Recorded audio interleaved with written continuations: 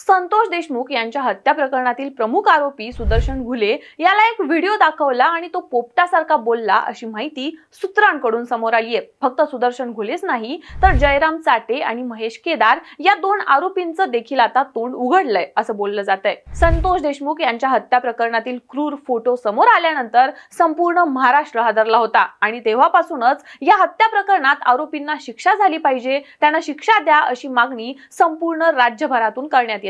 नुकतीच या बीड मध्ये विशेष मकोका न्यायालयात या हत्या प्रकरणात सुनावणी पार पडली। या सुनावणीत उज्ज्वल निकम यांनी बरेच खुलासे केले आहेत। या हत्या प्रकरणाची सुनावणी संपताच विशेष सरकारी वकील उज्ज्वल निकम यांनी ही केस चार्ज फ्रेम साठी तयार असल्याचं न्यायालयासमोर सांगितलं। मात्र आरोपीच्या वकिलांनी त्यांना कागदपत्र न मिळाल्यामुळे चार्ज फ्रेम न करण्याची मागणी केली आणि त्यामुळेच आता पुढे या प्रकरणाची पुढील सुनावणी 10 एप्रिल रोजी होणार आहे। पण सध्या मात्र या आरोपींनी देशमुख हत्या प्रकरणात कबुली दिल्याची माहिती समोर आली आहे। आरोपी काय म्हणालेत, वाल्मिक कराडबद्दल त्यांनी काही खुलासे केले आहेत का, आता त्यांनी कबुली दिली आहे म्हटल्यावर शिक्षा कधी होणार, सर्व प्रकरण समजून घेऊयात आजच्या या व्हिडिओ मधून। नमस्कार, मी प्रगती देसाई आणि तुम्ही पाहताय टीओडी मराठी। उज्ज्वल निकम यांनी जेव्हापासून संतोष देशमुख यांच्या हत्या प्रकरणात न्याय मिळवून देण्याची जबाबदारी स्वतःच्या खांद्यावर घेतली तेव्हापासूनच वेगवेगळी माहिती या प्रकरणात समोर आल्याचं दिसतंय आणि या केसची परिस्थिती बदलत असल्याचं देखील पाहायला मिळालंय। या प्रकरणातला मास्टरमाइंड म्हणून सुदर्शन घुलेला म्हटलं जातं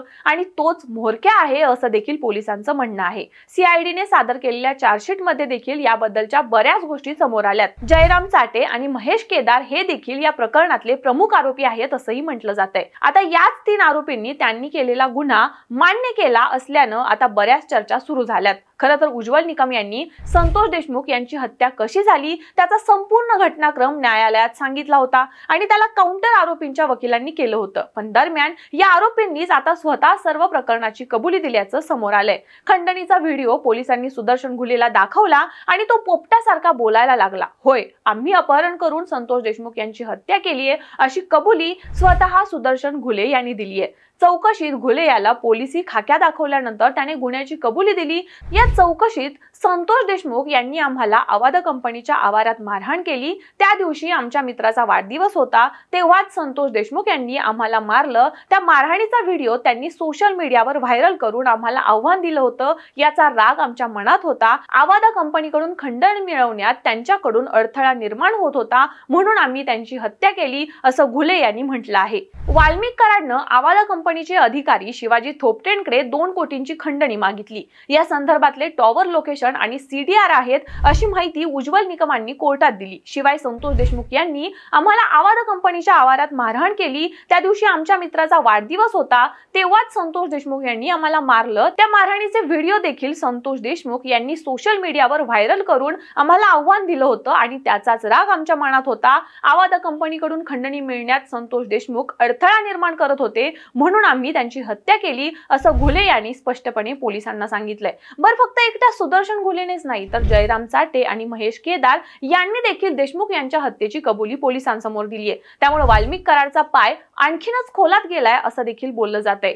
3 ते 3.5 महिन्यांनी अखेर या हत्येतील आरोपींनी कबुली दिल्यानंतर आता अजून पुढे काय काय माहिती समोर येते याकडे सर्वांचं लक्ष लागून राहिलंय। या सोबतच वाल्मिक कराडनं आवादा कंपनीचे अधिकारी शिवाजी थोपटेंकडून 2 कोटींची खंडणी मागितली। या संदर्भातले टॉवर लोकेशन आणि सीडीआर आहेत अशी माहिती उज्ज्वल निकमांनी पण कोर्टात दिली होती। 26 नोव्हेंबरला सुदर्शन घुले हा आवादा कंपनीत गेला आणि करारची मागणी पूर्ण न केल्यास काम बंद करण्याची धमकी दिली। 29 नोव्हेंबरला वाल्मिक कराडनं विष्णू चाटेच्या मोबाईलवरून आवादा कंपनीचे मॅनेजर सुनील शिंदेंना फोन केला। त्यानंतर घुलेनं सांगितलं त्याप्रमाणे करा अथवा काम बंद करा अशी धमकी दिली होती। सुनील शिंदेंचा फोन स्पीकरवर होता। वाल्मिक कराडची धमकी शिवाजी थोपटेंनी देखील ऐकली असं निकम यांनी सांगितलंय आणि या दरम्यान सर्व आरोपींना व्हिडिओ कॉन्फरन्सिंगद्वारे कोर्टात हजर केलं होतं आणि यावरूनच या आरोपींचे वाचण्याचे चान्सेस खूप कमी झाल्याचं लक्षात आल्यानंतरच या आरोपींनी कबुली दिली असेल असं बोललं जातंय। आता या प्रकरणानंतर वाल्मिक कराडनेच हा सर्व कट रचला होता